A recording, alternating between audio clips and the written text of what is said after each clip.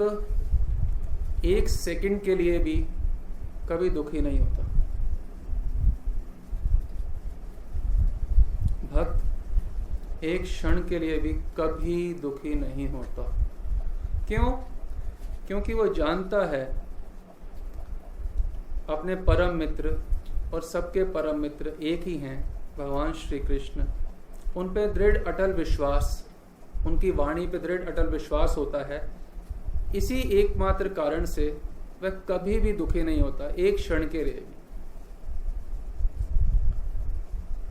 वह जानता है कि संसार के रचयिता स्वयं प्रभु हैं, और इस देह के रचयिता भी प्रभु हैं, और हमारे यहाँ पे संसार में आने का कारण भी प्रभु हैं। और प्रभु हम सबसे बहुत प्रेम करते हैं। प्रभु हम सबके मित्र हैं। सुहृद सर्वभूतानां, सबके सुहृद हैं। सुहृद मतलब परम मित्र, परम हितैषी, हित चाहने वाले व्यक्ति को सुहृद कहते हैं। वो हमारा हित चाहते हैं, और इसी कारण से उन्होंने अपनी वाणी के द्वारा इस सृष्टि के रचयिता ने स्वयं बताया है कि किस प्रकार से तुम्हारा हित हो सकता है।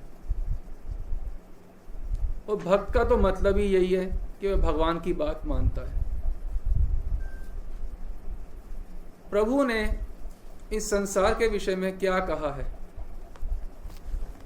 प्रभु कहते हैं, माम उपेत्य पुनर्जन्म दुखालयम अशाश्वतम नाप्नुवन्ति महात्मानः संसिद्धिम परमाम गतः। प्रभु इस संसार को क्या बता रहे हैं? दुखालयम अशाश्वतम। ये दुखालय है। आलय मतलब घर, स्थान, निवास स्थान, जहां पे एक स्थान निवास का, आलय। जैसे कि पुस्तकालय, पुस्तकालय में क्या होता है? पुस्तकें ही पुस्तकें केवल। अनाथालय में क्या होता है? अनाथ ही अनाथ। छात्रालय में क्या होता है? छात्र ही छात्र। हिमालय में बर्फ ही बर्फ। उसी प्रकार से ये है, क्या है संसार? दुखालय। यहाँ क्या है? केवल दुख ही दुख। पुस्तकालय में अगर आप जाएं, लाइब्रेरी में, पुस्तकालय में, और बोलें 500 ग्राम धनिया दे दो, तो वो क्या बोलेंगे? भाई यहाँ केवल पुस्तकें हैं। बोले 50 ग्राम ही दे दो, और 50 ग्राम को छोड़ें, आप 1 ग्राम भी धनिया नहीं है। क्यों नहीं है? क्योंकि ये पुस्तकालय है। उसी प्रकार से हिमालय पे जाएं हम, और वहाँ पे हम कामना करें, या मान लो आपकी भाषा में बोलें, एप्पल फ़ोन के शोरूम में जाएं और उनको बोलें कि भाई 1 दर्जन संतरे दे दो, तो वो बोलेंगे भाई ये संतरे का स्थान नहीं है। बोले एप्पल है तो संतरे भी होंगे, तो नहीं, ये वो एप्पल नहीं है, और यहाँ पे ये संतरे नहीं मिलते। तो जब एक एप्पल के शोरूम में संतरे नहीं मिलते, पुस्तकालय में धनिया नहीं मिलता, तो दुखालय में सुख कैसे मिल सकता है?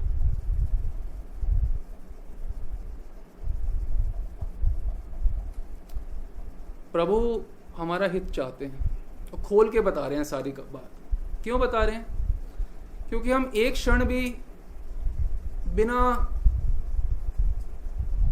प्रचुर सुख के नहीं रह सकते। हमें हर क्षण क्या चाहिए? प्रचुर मात्रा में सुख, और तो कुछ नहीं। एक क्षण हम रह नहीं सकते। और जहां पे हैं वो तो रचयिता है ना प्रभु संसार के, वो स्वयं बता रहे हैं कि ये यहां पे सुख तो छोड़ो, सुख की गंध भी नहीं है। ये बताया है 8वें अध्याय के 15वें श्लोक में, भगवान की श्रीवाणी है ये, दुखालयम अशाश्वतम।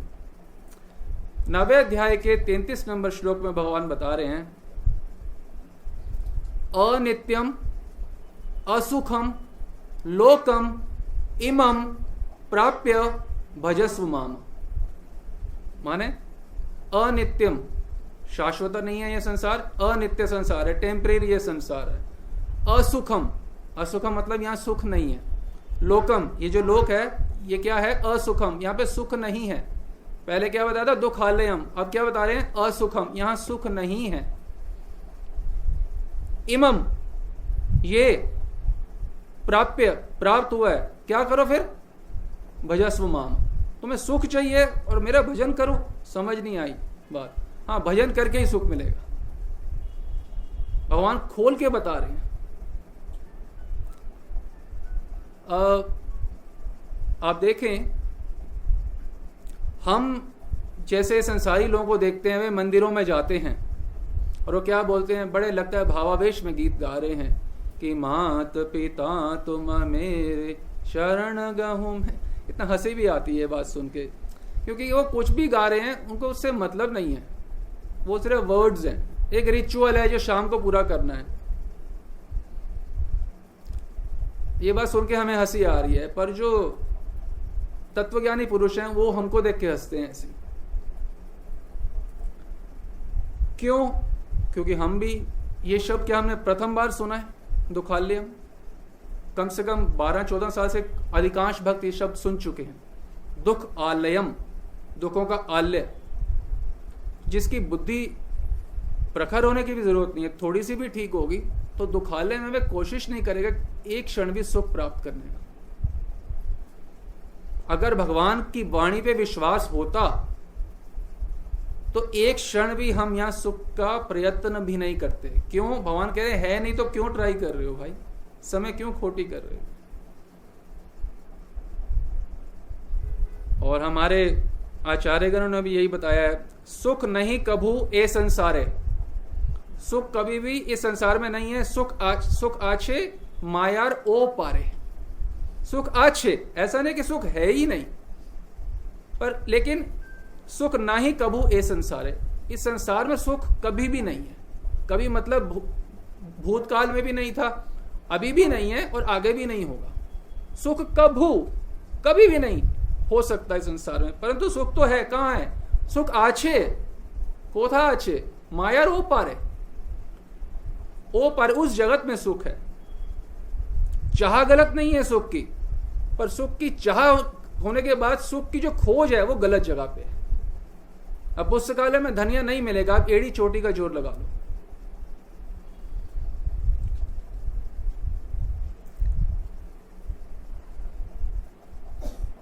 श्री भगवान की वाणी ही है 18वें अध्याय का 58 नंबर श्लोक। भगवान कहते हैं, मत चिता सर्व दुर्गाणी मत प्रसादा तरिष्यसि अथा चेत त्वम अहंकारं ना शोष्यसि विनक्ष्यसि। माने कि मेरी कृपा से तुम सारे दुखों को पार कर जाओगे, लेकिन यदि तुम मेरी बात नहीं सुनोगे तो तुम्हारा छोटा मोटा नुकसान नहीं होगा, विनक्ष्यसि, तुम्हारा पूर्ण विनाश हो जाएगा, ऊपर से नीचे तक पूर्ण विनाश को प्राप्त हो जाओगे अगर मेरी बात नहीं सुनोगे। भगवान कह रहे हैं, भगवान के श्रीमुख की वाणी है। भगवान कह रहे हैं यहां पे सुख नहीं है, यहां प्रयत्न मत करो। वो कहते हैं मैं तो करूंगा।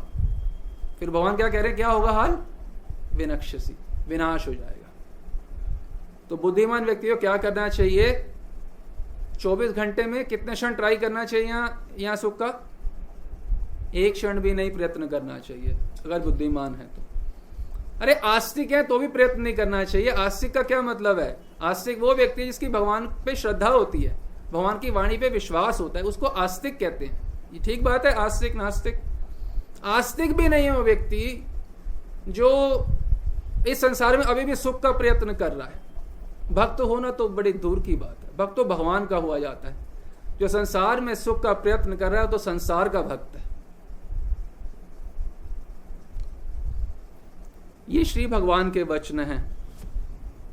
स्कंद पुराण में शिव जी क्या कहते हैं इस संसार के बारे में?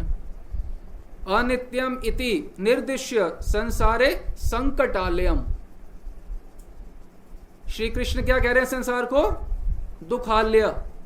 शिव जी क्या कह रहे हैं? संकटालय। संकटालय क्या होता है? संकटों की जब बाढ़ लगी रहती है, संकटों का निवास स्थान, यहां केवल संकट ही संकट हैं, केवल संकट। भगवान कह रहे हैं केवल दुख है। असुखम दुखालयम संकटालयम। शिव जी बता रहे हैं आचार्यगण बता रहे हैं सुख कबू नहीं ये संसार है। फिर भी यदि जीव इस संसार में सुख का प्रयत्न करता है तो उससे दुर्भाग्यशाली कोई नहीं है।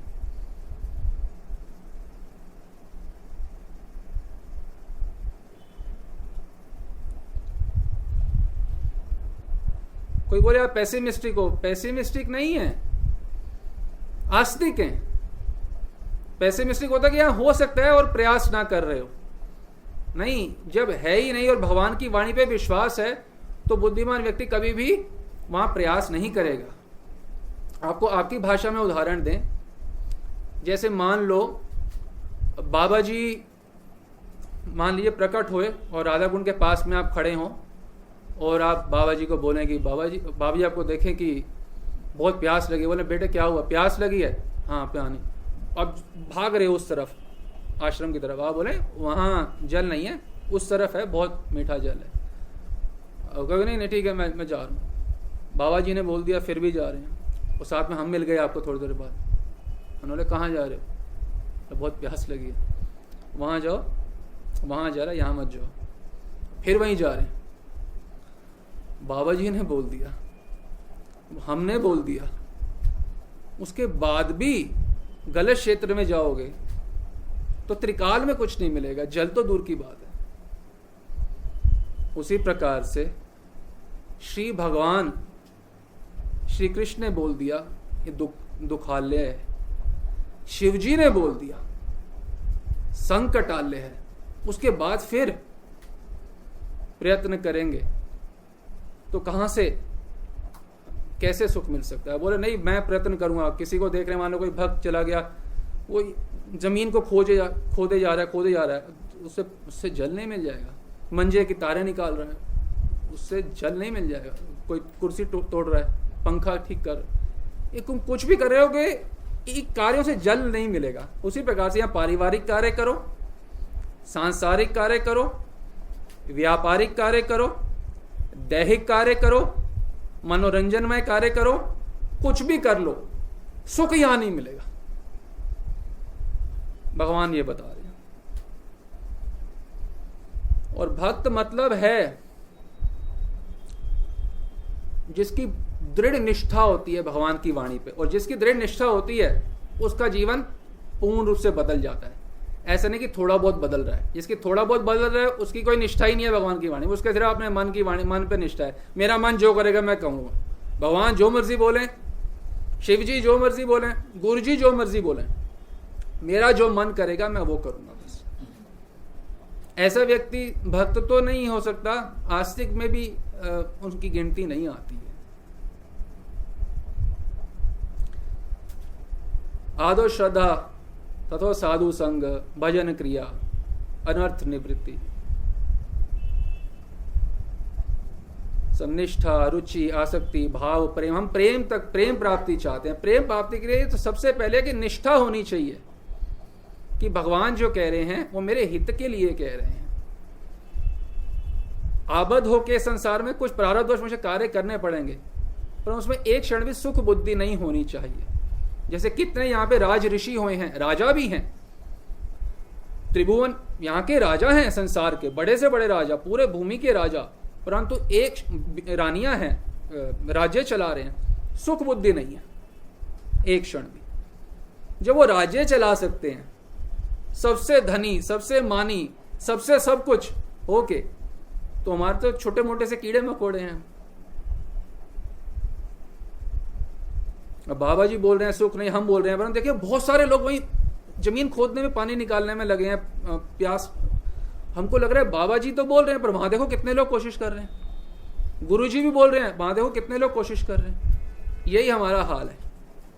भगवान बोल रहे हैं, शिव जी बोल रहे हैं, गुरु जी बोल रहे हैं सुख नहीं है, परंतु संसार में सभी कोशिश कर रहे हैं कि ऐसे सुख मिल जाएगा, ऐसे सुख। मोटरसाइकिल तेज चला रहा है वो व्यक्ति, मुझे सुख मिल जाएगा। तो ये तो देखो आप खुद बुद्धिमानों हिसाब किताब कर लो। एक तरफ शिव जी और श्री कृष्ण बोल रहे हैं, और एक जैसे ए वर्सेस बी मैच हो जैसे, तो शिव जी और श्री कृष्ण वर्सेस एक संसारी व्यक्ति और उसके दोस्त या संसारी अर्जुन, किसकी विजय होगी? हर क्षण हम अपने आप को धोखा दे रहे हैं इस संसार में सुख का प्रयत्न करके। 84 लाख योनिया में हर कोई यही प्रयास कर रहा है निरंतर। क्या प्रयास कर रहा है? कि जो सुख है उसकी मात्रा बढ़ती जाए और दुख जो है वो कभी ना आए। ठीक बात है, यही प्रयत्न चल रहा है हर कोई, चाहे चींटी हो, चाहे बिल्ली हो, चाहे अमेरिकन हो, चाहे आप इंडियन हो, चाहे कोई श्रीलंका का हो। हर कोई यही प्रयत्न कर रहा है कि सुख की मात्रा बढ़ती जाए और दुख कभी भी ना आए। परंतु आपके लिए एक दुख खबरी है, खुशखबरी होती है, दुख खबरी कह लीजिए, ये नहीं होने वाला किसी के साथ। क्यों नहीं होने वाला? क्योंकि जैसे एक कॉइन होता है, सिक्का, सिक्का का एक तरफ हेड होता है, एक तरफ टेल होता है। उसी प्रकार से इस संसार में जो भी आएगा उसको दो चीजें प्राप्त होंगी, सुख और दुख। तो आप कहोगे ना मुझे हेड ही हेड चाहिए, टेल चाहिए ही नहीं।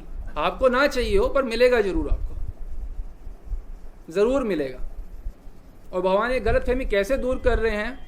दूसरे अध्याय के 14वें श्लोक में भी बता रहे हैं, माता स्पर्शास्तु कौन्तेय, कि सुख और दुख जो हैं इनको सहन करना सीखो। और हम क्या कर रहे हैं? सुख को बढ़ा रहे हैं, कोशिश। भगवान के इसको तो सहना है तुमने, और इसको हम बढ़ा रहे हैं। सोचो, जिसको टॉलरेट करना है उसकी हम वृद्धि कर रहे हैं। इस संसार में जितने भी लोग हैं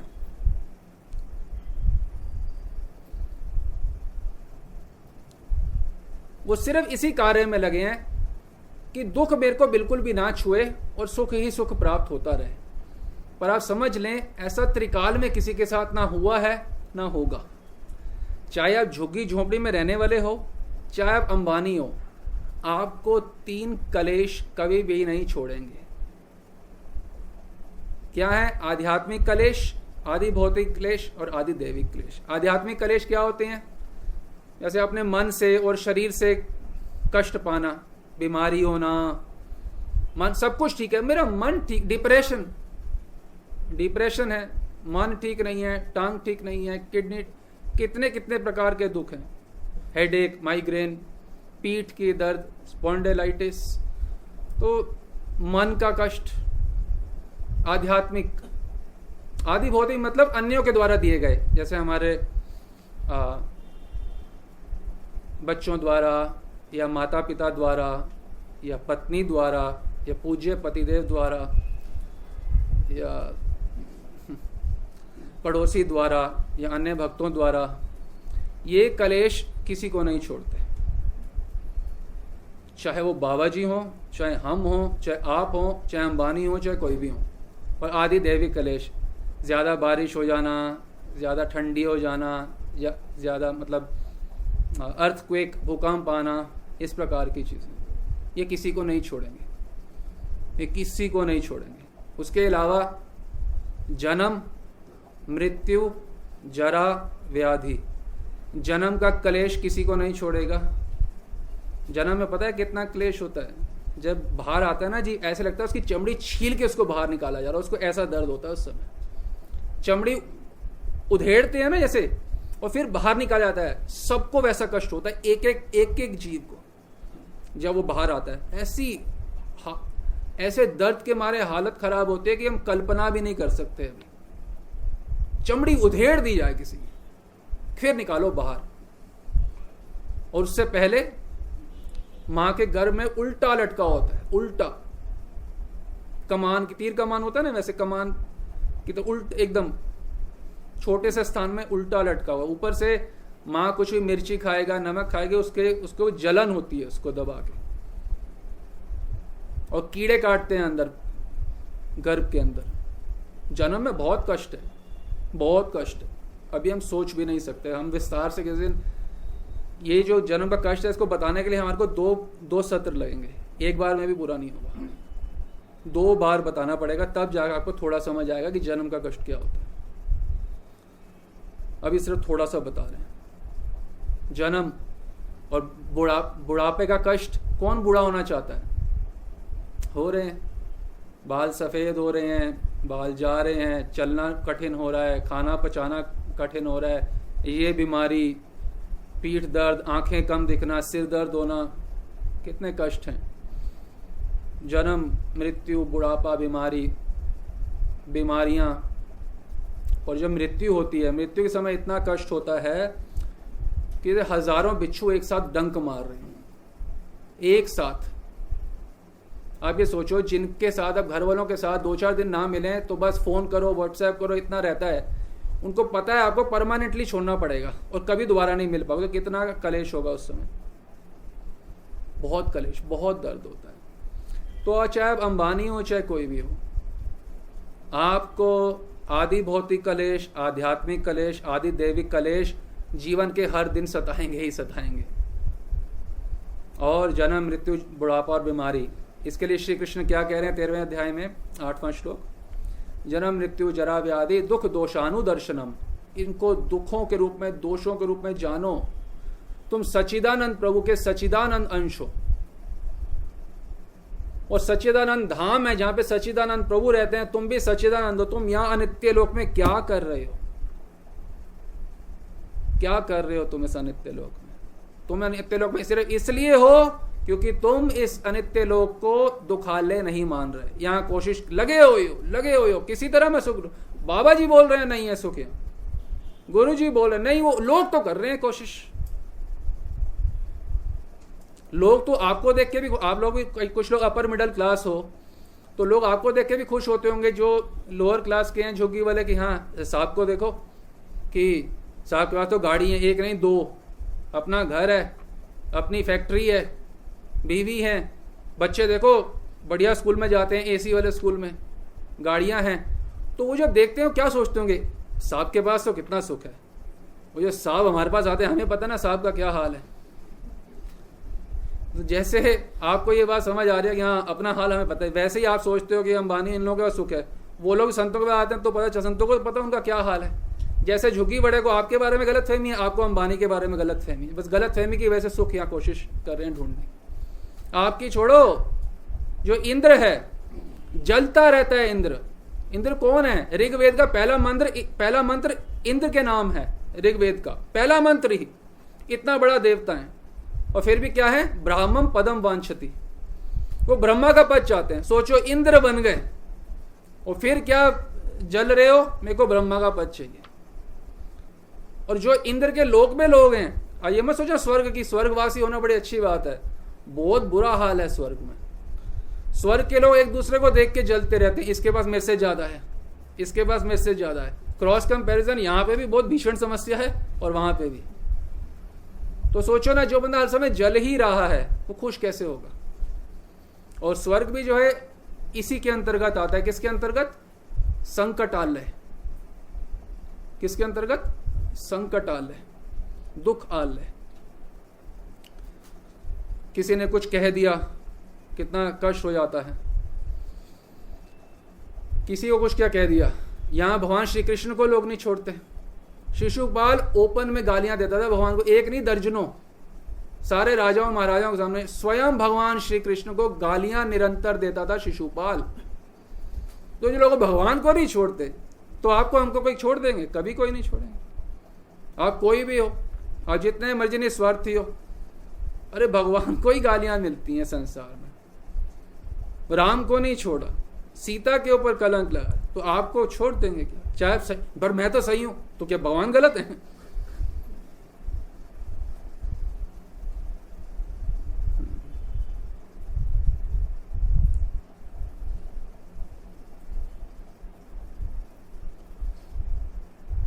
हमारा सुनने के बाद भी हम यहाँ सुख की कोशिश करते रहते हैं। हमारा सुख का खोजने का उस हिसाब है जैसे वॉल्केनो ज्वालामुखी हो।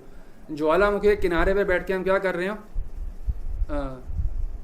क्या बोलो, बर्फी लाने की बात कर रहे हो, या बर्थडे बना रहे हो, या किस लिए? कहाँ बैठे हो? ज्वालामुखी में। और ज्वालामुखी जो है इस दुखालय का एक अंश है। वो इतना कष्ट में, तो टोटलिटी में जो जगत है वो कितना कष्ट में होगा, आप सोचो। हम ये मजे से हंसी मजाक कर रहे हैं, कडलिंग कर रहे हैं, तो ज्वालामुखी के पास बैठ के। और ये तो ज्वालामुखी से कितना बड़ा संसार है, जो दुखों का आलय, संकटों का आलय है। संकटों के आलय में अगर कोई आए, जैसे मान लो आपके पीछे बंदूक लेके चोर लग गए हो और अब भागे भागे भागे भागे जा रहे हो, कहीं बैठ जाओगे तो हर क्षण क्या सोचोगे? क्या सोचोगे? यहां से कैसे बाहर निकलूं, यहां से कैसे बाहर निकलूं। तो जो भक्त है उसको अच्छे से समझ आ गया दुखों का संसार है, वो एक क्षण भी प्रयत्न भी नहीं करता यहाँ सुख के लिए, वो हर समय से एक बात सोच रहा है, मैं यहां से कैसे बाहर निकलूं। एक सिंगल पॉइंटेड इंटेलिजेंस, व्यवसात्मिका बुद्धि, एकह कुरु नंदन, मैं यहां से कैसे बाहर। देखो भाई, हम यहां कोई संसारी रिश्ते बनाने और ना निभाने आए हैं, समझे? ये संसार में दुखालों के साथ पटका गया है हमारे को, ना हमारा किससे रिश्ता था। एक भैया बात बताओ, जेल में आपको पटका गया और फेलो कैदियों से आप रिश्ते बनाने बैठ रहे हो, तो आप अकलमंद हो के बेवकूफ नंबर 1 हो, बेवकूफ हो। क्यों? तुम्हें जेल की सजा दी गई है, अच्छा काम करो, फटाफट बाहर निकलो, तुम यहां रिश्ते बनाने में लगे हो।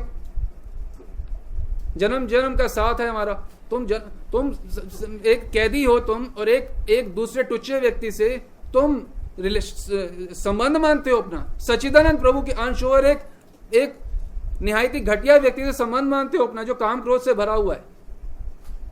अरे भाई बाहर निकलो, यहां पे संबंध बनाने निभाने थोड़ा ना पे हम यहां पे आए हैं। हमारा तो वो हाल है कि हमने देखा हिमालय जो होता है पर्वत, वहां पे बड़ा सुंदर पानी आता है, यूं करके लोग पानी पीते हैं।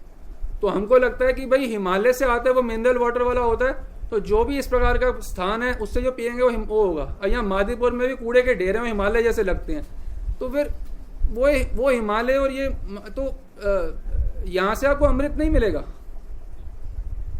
यहाँ से पीने योग्य पानी नहीं मिलेगा। उसी प्रकार से यहाँ पे कुछ सुख योग्य वस्तु नहीं मिलेगी संसार में, ये समझना होगा। अरे शिव जी को कैसे काट सकते हो? संकट आल्य, श्री कृष्ण कह रहे हैं दुख आल्य। आप ये सोचो, ये इतना गूढ़ तत्व है, तभी हम आज के दिन बोल रहे हैं। क्योंकि भक्त का मतलब है जो विकल होके राधा रानी को पुकारता है, हरे कृष्णा, भगवान का नाम लेता है विकल होके। विकल मतलब मेरे को बस यहां से बाहर निकालो, मुझे कुछ नहीं चाहिए। जब ऐसे विकलता से पुकारोगे तो उन तक पुकार पहुंचेगी, नहीं तो देखेंगे ये तो यहीं पे ही लगा हुआ है, इसकी तो बात ही मत सुनो, ये तो ऐसे ही बोल रहा है, वही मात पिता तुम मेरे शरण कहूं मैं किसकी। ये वैसे ही हरे कृष्णा और वैसे ही राधे राधे और वैसे ही सारे कुछ कर रहा है, ये सुनने योग्य भी नहीं है इसकी बात, क्योंकि उसका यहां का प्रयत्न ही खत्म नहीं हो रहा अभी तक।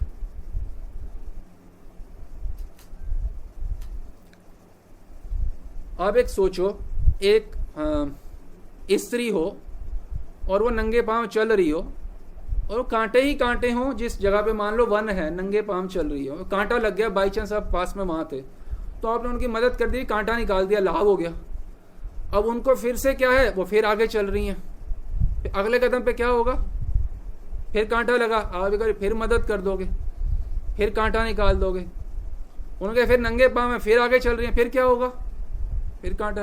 ये संसार में वही है, पदम विदम पदम पदम यद विपदम, ये भागवत का वर्णन है। पद पद पे विपदा है, हर पद पे विपदा है, हर क्षण कष्ट है। तो जो उसकी मदद कर रहा है कांटे निकालने की, वो भी अच्छा व्यक्ति है, परंतु कब तक करेगा? वो जब तक निर्णय ही नहीं करेगी इस स्त्री के मेरे को यहां नहीं चलना, तब तक तो उसको कष्ट होते ही रहेंगे। तो इस संसार के जितने भी व्यक्ति हैं, या तो वो निर्णय ही नहीं करेंगे कि हमारे को संसार में नहीं रहना, तो यहां कष्ट खत्म नहीं होंगे। अच्छे से सुन लो, आप ये सोचो हम 2-4 माला घुमाते हैं या 20-50 माला घुमाते हैं, हमारे कष्ट, मैं तो भक्त हूं, मुझे कष्ट नहीं आने चाहिए। भगवान ने कहीं बोला ये बात, ये भक्त है उन्हें कष्ट नहीं आएंगे? भगवान तो कह रहे हैं इनको सहो, सहो, कष्ट आएंगे। आप कोई भी हो, चाहे आप अंबानी हो, चाहे आप झुग्गी वाले हो, आपको कष्ट तो आएंगे ही आएंगे। ये नहीं है कि भक्त हो तो कष्ट नहीं आएंगे। आप बड़े से बड़े संत को देखो, कितने संत होते हैं, किसी को ब्रेन का ट्यूमर हो जाता है, किसी को कैंसर हो जाता है, किसी को पैरालिटिक अटैक हो जाता है, कोई बिल्कुल चल नहीं सकते, किन्हीं को बीपी की प्रॉब्लम हो जाती है। एक संत को हम जानते हैं, सिद्ध संत थे, एक बूंद पानी उनके अंदर नहीं जा सकती थी, इतनी मेहनत करने के बाद भी एक बूंद पानी कोशिश कर रहे हैं, अंदर नहीं जाती। तो ऐसा नहीं है कि कष्ट नहीं होंगे, नष्ट नहीं हो, कष्ट भी होंगे और नष्ट भी होंगे, और हम भी नष्ट होंगे और हमारे परिवार का एक एक व्यक्ति के साथ यही हाल होगा। इसके प्रमाण तो स्वयं श्री कृष्ण का परिवार है। यदु परिवार जो है, भगवान श्री कृष्ण जब जाने वाले थे तो हजारों हजारों लोगों का, यादवों का परिवार था। तो क्या हुआ, वह आपस में लड़ उठे और क्या हुआ, सबने एक दूसरे को मार दिया। आप सोचो, सबने एक दूसरे को मार दिया। किसके? भगवान के पुत्र, परपुत्र, सबने एक दूसरे को मार दिया।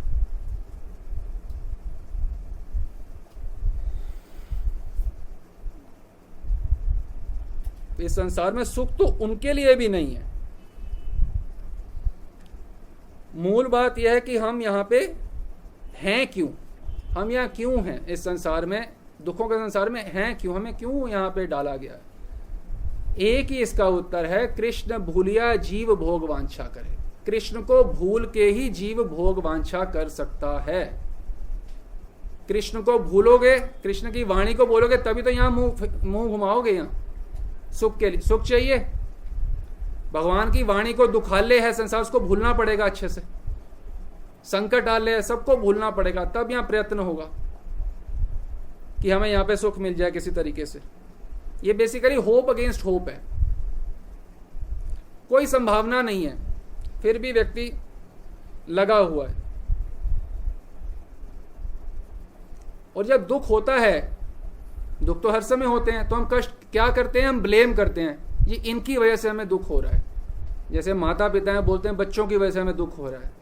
बच्चे होते हैं, बोलते हैं माता पिता की वजह से हो रहा है। पत्नी बोलती है पति की वजह से, कोई बोलता है हमें दोस्त की वजह से हो रहा है।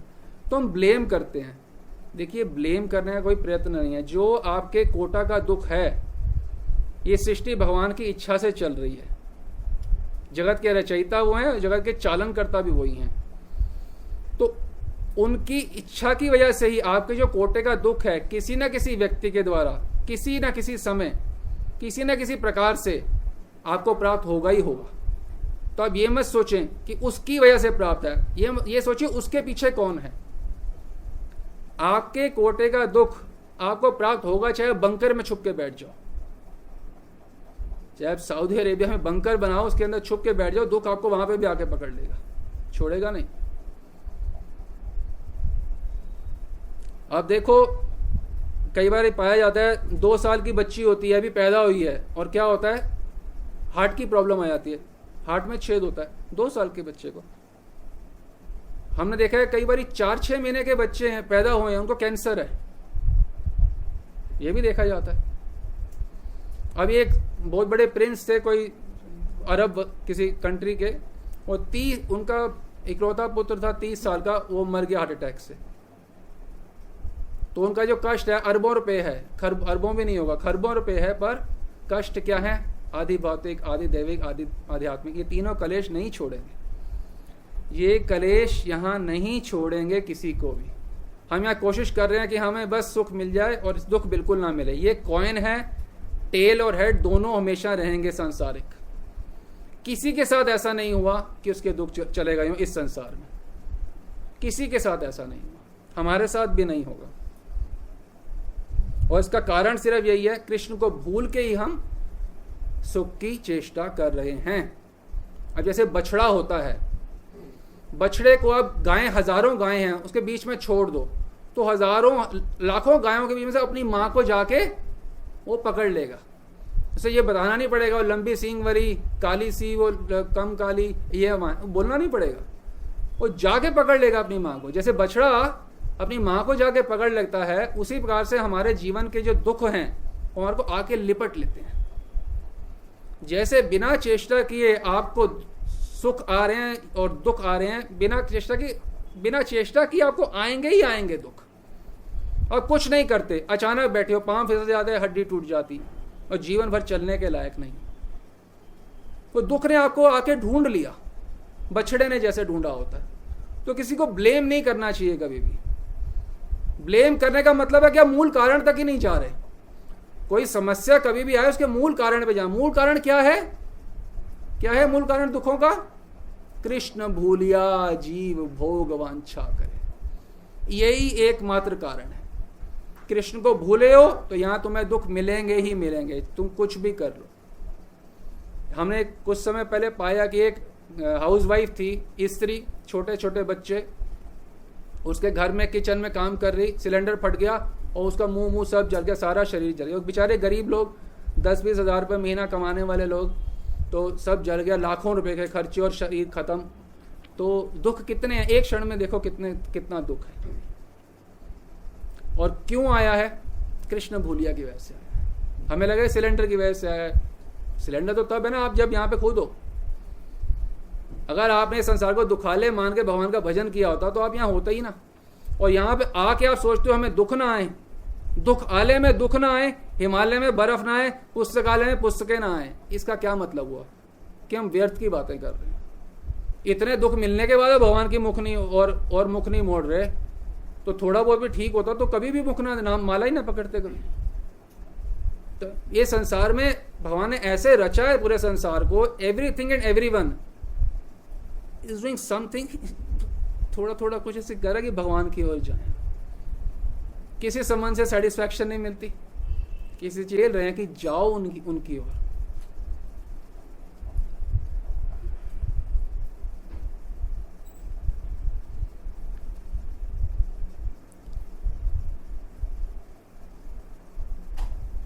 हम यही देखते हैं, वो भी ऐसे कोशिश कर रहा है, वो भी ऐसे कोशिश, वो उसको भी ऐसे सुख, वो भी सुख ही लग रहा है, हमें लग रहा है। तो हम क्या कर रहे हैं? हमने सबको भगवान बना के रखा है सिवाय भगवान के। मतलब भगवान जो बोल रहे हैं वो पे विश्वास नहीं है। और मिस्टर शर्मा, मेरी मम्मी, वो ये प्रभु जी और ये जो बोल रहे हैं उनकी बात पे विश्वास है। क्या बोलते चलता है? अरे कैसे चलता है? बिल्कुल नहीं चलता। ये तो चलता है, ये कुछ भी नहीं चलता है ऐसा। ये दुखालय में सुख कैसे चलता है बताओ? नहीं इतना तो चलता है। अरे ठीक है, तुम यहाँ रहना यहीं चाहते हो तो फिर उसका कोई समाधान नहीं है। कुशल हो? हाँ जी बिल्कुल कुशल है। पूछने वाला भी मूर्ख और बताने वाला भी मूर्ख। दुखालय में कोई कुशल हो सकता है? मतलब प्रश्न करता ही मूर्ख है। कुशल हो, नाम तुम्हारा कुशल भले हो जाए, तुम कुशल नहीं हो सकते। हाँ, आनंद पूर्वक हो, दुखालय में आनंद पूर्वक हो, प्रश्न करता देखिए। हम भी यही चाहते हैं बच्चों को, दूधो ना फूतो। यहाँ दूधो फूतो कुछ नहीं है, ये दुखालय है। दुखालय में कोई दूधो फूतो नहीं होगा। यहाँ मरो पिसो यही होगा। सुख की लालसा करते सूखते जा रहे हैं, सुख का कण कभी नहीं मिल रहा। सूखते जा रहे हैं, सुख सोच के, पर कण भी सुख का नहीं मिल रहा। जब तक विकलता से भगवान को नहीं पुकारेंगे, सुख स्वप्न में भी प्राप्त नहीं होगा। और विकलता तभी आएगी जब इस संसार में सुख का प्रयास करना बंद करेंगे। भगवान का नाम अति मीठा है। हमें मीठा क्यों नहीं लगता? क्योंकि हम नीम खा के बैठे हैं, नीम के गोलियां खा रहे हैं 50 साल से। तो संत जन, आचार्य जन यही कह रहे हैं कि भाई कुछ देर नीम खाना छोड़ दो, संसार में सुख का प्रयत्न करना छोड़ दो और नाम लो, फिर देखो कैसे अमृत का आस्वाद। एकदम से नहीं होगा। क्यों? वो कड़वाहट का वो टेस्ट तो रहेगा मन में अंदर, क्योंकि तुमने इतने समय से प्रयत्न करा है। पर जब छोड़ दोगे संसार में सुख का प्रयास करना, और फिर नाम सुधारस करियो पान, राधा नाम सुधारसम, अमृत रूपी राधा नाम लेंगे, हरे कृष्णा महामंत्र करेंगे, तो सुख आना शुरू होगा। ये सार बात है। हम व्यास पूजा की भेंट अर्पण करना चाहते हैं, ये सब ठीक है, पर सबसे श्रेष्ठ व्यास पूजा की भेंट क्या है कि आप आजीवन के लिए समझ लो ये दुखालयम शाश्वतम है। ये है सबसे बड़ी भेंट। ये समझ लो कि आप, और आजीवन के लिए, ये नहीं कि आज के दिन समझा कल परसों फिर संसारी बन गए फिर से। दुखालयम शाश्वतम अनादि, ये अनंत काल तक संसार ऐसा ही रहेगा दुखों का। कोई प्रयत्न करके इसको बदल नहीं सकता। बदलना किसको है? हमको। संसार नहीं बदलने वाला, दुखों का आलय रहेगा। आगे चल के तो लोग 20 साल की उम्र भी किसी की हो जाएगी ना, मानेंगे बहुत वृद्ध व्यक्ति हो गया। शास्त्रों में बताया गया 20 साल का, आप तो बड़े उम्र हो गई आपकी, तो ऐसे बोला जाएगा। और इतनी छोटे छोटे से कद के होंगे लोग, कितने पीछे बीमारियां होंगी उसके अंतर्गत।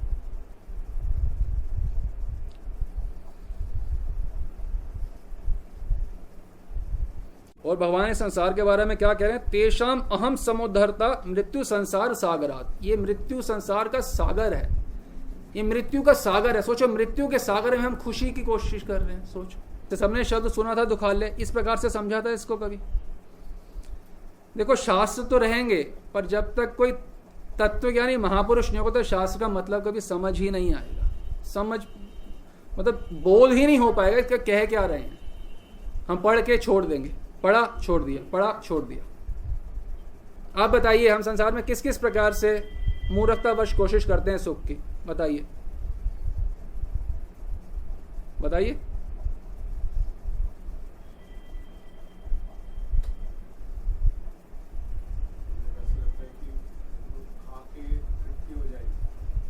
सुख मिल जाएगा खा के, और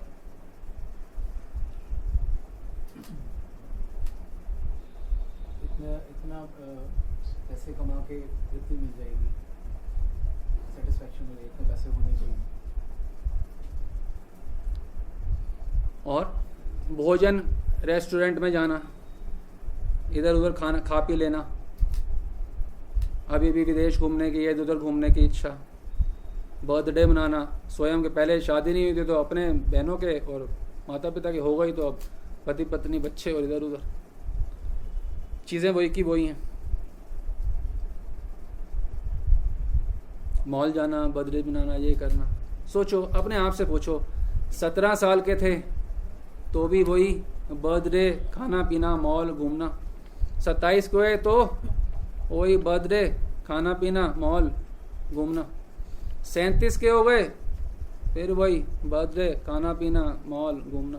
47 के हो रहे हो, वही बर्थडे, खाना पीना, मॉल घूमना। तो हमारे अंदर, हमारे विचारधारा में बदलाव कहाँ है? हाँ, में बदलाव कहाँ है? वर्ष बीते जा रहे हैं, 17, 27, 37, 47, बदलाव कहाँ है? वही के वही। बाबा जी की अगर वाणी को आप लें, पढ़ लीजिएगा, बाबा कहते हैं कि भक्ति का मतलब एक नया जीवन गठित होना। और ये समझने की बात है, जब व्यक्ति को समझ आ गया दुखों का संसार, तो यहाँ कोशिश ही नहीं करेगा और कोशिश भगवान की ओर करेगा तो नया जीवन तो गठित होगा ही। जब तक इस संसार को दुखालय नहीं मान रहे तो नया जीवन गठित हो ही नहीं सकता, क्योंकि आप तो यहाँ चेष्टा रत हो ही। गीता में क्या बोल रहे हैं भगवान? सर्व आरंभ परित्यागी यो मद भक्त समय प्रिय। वो आरंभ ही नहीं करता, सर्व आरंभ परित्यागी, वो आरंभ भी नहीं करता चेष्टा का यहां सुख होने की। सर्व भक्त समय प्रिय, वो भक्त मुझे बहुत प्रिय है। कौन? सर्व आरंभ परित्यागी। हमें प्रिय होना है भगवान के, हाँ, क्या करो?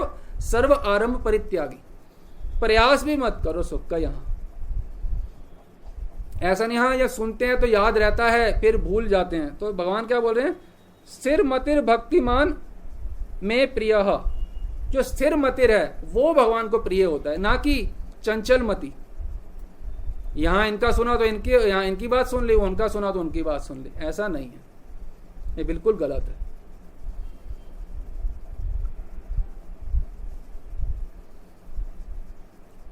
जैसे बस डिपो होता है ना, बस डिपो, बस डिपो मतलब आगार, वहां बसों का आगार, बसें ही बसें, बसें ही बसें। वैसे ये दुख डिपो है संसार। यहाँ दुख ही दुख, दुख ही दुख है। चाहे शिव जी की बात मानो, श्री कृष्ण की बात मान लो, कि भगवान की बातें तो माननी चाहिए, संतों की, भक्त की। मतलब शिव जी तो भक्त हैं, और कोई ना हो भक्त, शिव जी तो भक्त हैं। संकटाल्य,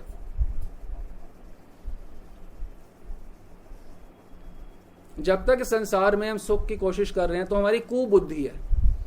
कुबुद्धि, खराब बुद्धि वाला व्यक्ति संसार में सुख की चेष्टा करता है। और जो सुबुद्धि है, सुबुद्धि मतलब वो भगवान की ओर जाता है निरंतर। और कुबुद्धि ये संसार में लगा हुआ है। और ये जो तत्व है, इस संसार का तत्व, या आपको आप सोचिए हम कैसे रिचुअल की तरह पढ़ते होंगे। चाहे राधा रानी के बारे में अगर हम आपको कुछ बताएं तो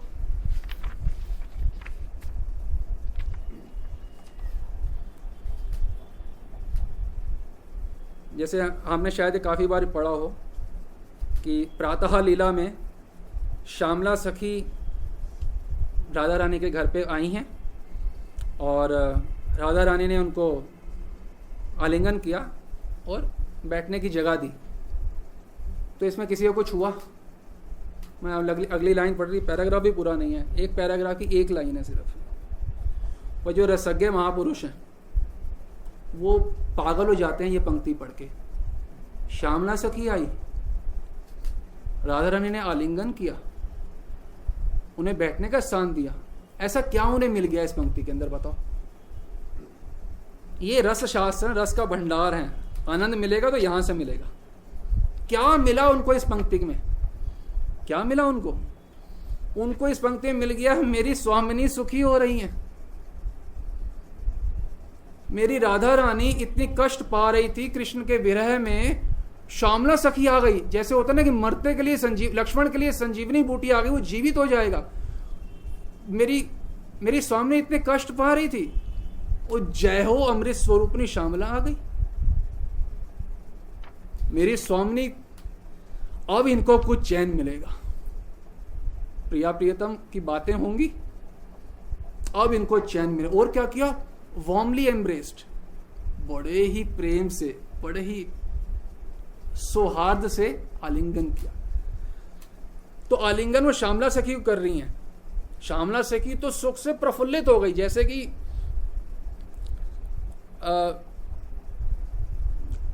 बारिश होती है और खेत एकदम एकदम खिल जाता है, उसी प्रकार से श्यामला सखी तो खिली ही खिली, हम उससे कई गुना ज्यादा खिल गए।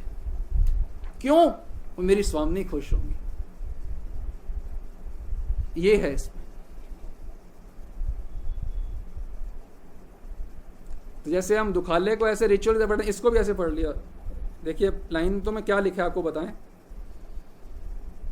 श्यामला सखी suddenly arrived, Radhika warmly embraced her and offered her a seat. बस इतनी सी बात है।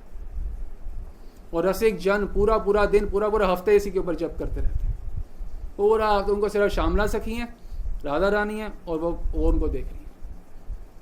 हफ्तों महीनों निकल गए, क्या हुआ है? श्यामला सखी came suddenly, she warmly embraced and offered her a seat. हफ्तों महीनों निकले जा रहे हैं, वही पंक्ति खत्म नहीं हुई, दिन रात वही चल रहा है। क्या? श्यामला सखी suddenly came, Radha Rani warmly embraced and offered her a seat. बस कुछ नहीं। और हम कोई नॉवल थोड़ा ना पढ़ रहे हैं कि उसके बाद क्या हुआ, उससे पहले क्या हुआ। अरे आप इसमें देखो क्या क्या हो गया।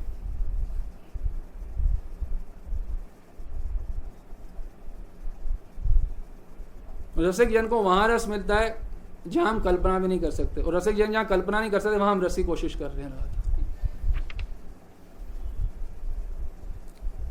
ये तत्व, ये सब जो बातें हैं, इसको समझने के लिए बुद्धि पवित्र होना अति आवश्यक है। और बुद्धि पवित्र होती है जब हम केवल भगवान का प्रसाद ही पाते हैं। देखो जो आप भोजन खाते हो, जो आपका शरीर है ना, ये आपके भोजन खाने का परिणाम है। जो भोजन खाए उसी से ये शरीर बना है। यदि आप प्रसाद पा रहे हो तो आपके रोम रोम में श्री कृष्ण समा जाते हैं। प्रसाद और श्री कृष्ण में कोई भेद नहीं है। तो आपका रोम रोम भगवतमय हो जाता है, चिन्मय हो जाता है, कृष्णमय, राधिकामय हो जाता है।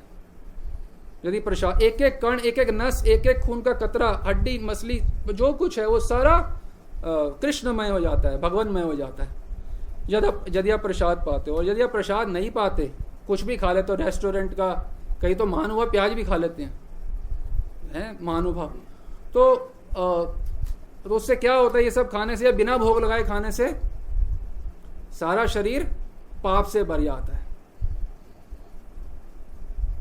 तीसरे अध्याय के 13वें श्लोक में बताया गया है, 9वें अध्याय के 26वें श्लोक में भी बताया गया है, केवल प्रसाद पाना चाहिए भक्तों को। तो जब प्रसाद नहीं पाएंगे तो एक एक नस, एक एक नाड़ी जो है वो पाप से भर जाएगी। तो जब पाप से भरी हुई चीज़ है वो भगवान का स्मरण कैसे कर सकती है, भगवान का नाम कैसे ले सकती है?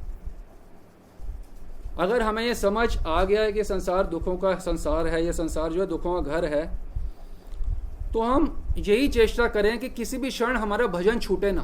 पूरे दिन में कोई भी क्षण हमारा भजन छूटना नहीं चाहिए।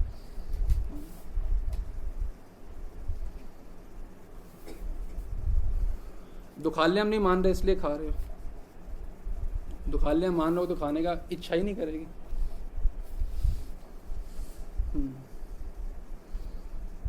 और ये नहीं सोचना चाहिए कि मेरा जब शरीर ठीक हो जाएगा या जब मेरे घर में ठीक हो जाएगा तब मैं भजन करूँगा, भक्ति करूँगा। वो दिन कभी नहीं आएगा, हम आपको बता रहे हैं, वो दिन कभी नहीं आएगा। हमेशा याद रखो, ये दुख ये जो आया है ना, ये जाएगा या नहीं जाएगा वो तो पता नहीं, और एक्स्ट्रा नया आने वाला है। दुखाले है ना, क्यों में लगे हुए हैं, वो आते रहेंगे आते। अब सोचो मैं दुख को हटा के एक दिन फिर भजन करूंगी शांति से, वो दिन ना किसी के जीवन में कभी आया था ना आपके जीवन में आएगा। आ रहे हैं और भी लाइन में लगे हुए हैं। आप ये सोचो कि पीस हो जाएगी संसार में, डोंट एक्सपेक्ट पीस। क्यों? दुखाले हम ना इंडिविजुअली पीस एक्सपेक्ट करो, ना सोशली, ना फैमिली वाइज, ना इंटरनेशनली। पीस कहीं नहीं होगी family wise, individually, socially, internationally. Always expect problems, क्योंकि ये दुखाले है। हम सोचते हैं ये हट जाए क्योंकि मैं तो माला करता हूं। तुम माला क्या, तुम पूरा दिन माला करो तब भी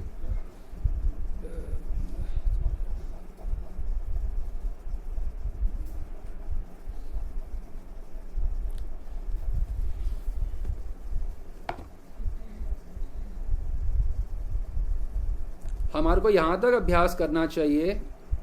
ये जो आपको बताया भोजन के समय और पानी के समय पीते समय भगवान नाम लेना है, क्या मुश्किल लगा है? अभ्यास की ज़रूरत है। अगर कोई बोले ना ये थोड़ा मुश्किल है, एक बात बताओ, एक व्यक्ति हैं श्री कृष्ण और दूसरे हैं अर्जुन। उन्होंने अर्जुन को कहा माम अनुस्मर युद्धे च, युद्ध करते हुए मेरा स्मरण करो। तो पानी पीते हुए तो स्मरण कर ही सकते होंगे, भोजन खाते हुए तो स्मरण कर सकते होंगे। जब आज्ञा है युद्ध के समय स्मरण करने की, तो भोजन और जल लेते तो बहुत आसान होगा कंपैरेटिवली, युद्ध से तो आसान होगा। अभ्यास योगेन युक्तेन चेतसा न अन्य गामिना, अध्याय 8 श्लोक 8। अभ्यास योग युक्तेन, अभ्यास योग युक्त चेतसा न अन्य गामिना, चेतना अन्य और नहीं जाए। अभ्यास योग, अभ्यास करना होगा भोजन के समय लेने का, फिर आपसे आपका मुंह बंद नहीं होगा। फिर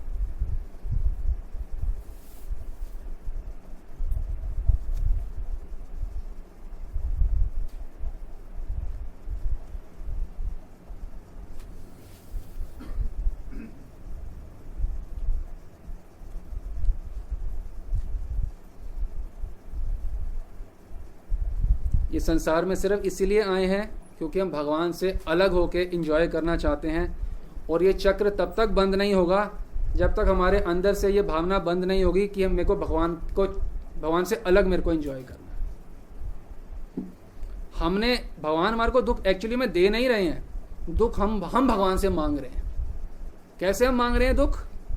आपने भगवान से अलग होकर एंजॉय करने के लिए ये एक और जीवन मांगा, तो जीवन के साथ तो दुख मिलेगा ना।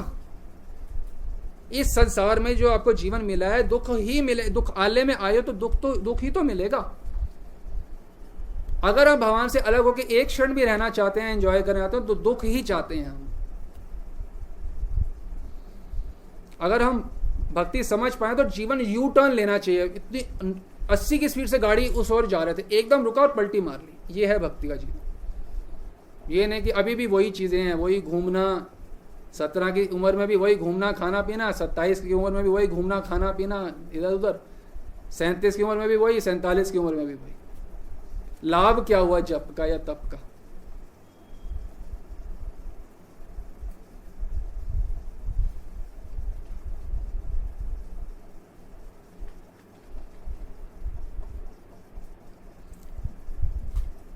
ये जो मानव जीवन है ये एक ब्रिज के समान है। ब्रिज माने पुल होता है इस ओर से उस ओर जाने के लिए, ना कि वहां पे अपना रैन बसेरा बसाने के लिए। आपको भाई वो है, माने दिल्ली से वृंदावन के एक ब्रिज है, उसको कुछ NH कोई ब्रिज बोलते हैं, उसका नाम कुछ, तो भाई इस ओर से उस ओर जाने के लिए है। ये थोड़ा ना कि वहीं पे बसा लो, वहाँ मैं, तू मेरा पापा, मैं तेरे बेटा, और ये आओ पकोड़े खाएं, और इसके लिए नहीं है, वो पार होने के लिए था। तो संसार में ना हम संबंध बनाने के लिए, ना निभाने के लिए, ना भोगने के लिए आए हैं, सिर्फ पार करने के लिए आए हैं। फटाफट अपना काम पूरा करें। अगर ये दुखालय हमें समझ आ गया है तो हर क्षण हम केवल एक ही प्रयास करेंगे, कैसे यहाँ से बाहर निकलूं, कैसे बस यहाँ से, मैं बस यहाँ से बाहर निकलूं।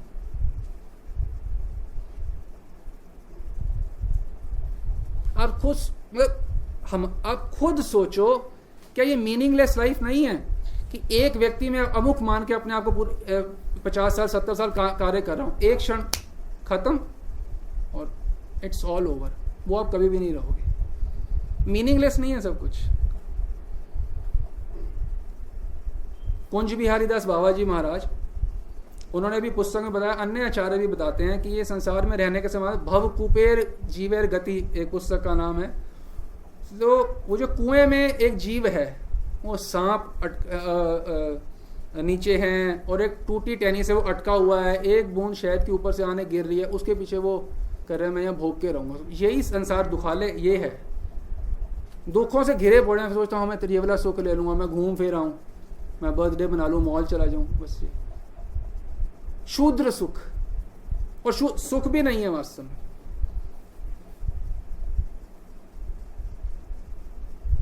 तो व्यास पूजा जो है ये केवल एक व्यक्ति की गुरु की नहीं होती है, ये पूरी गुरु परंपरा की होती है। तो जैसे बाबा जी महाराज कह रहे हैं कि भक्ति का मतलब है नया जीवन घटित होना, तो हम यही आपको शुभकामनाएं देते हैं कि आपका नया जीवन घटित हो और अपना कल्याण करें। गौर प्रेमानंद।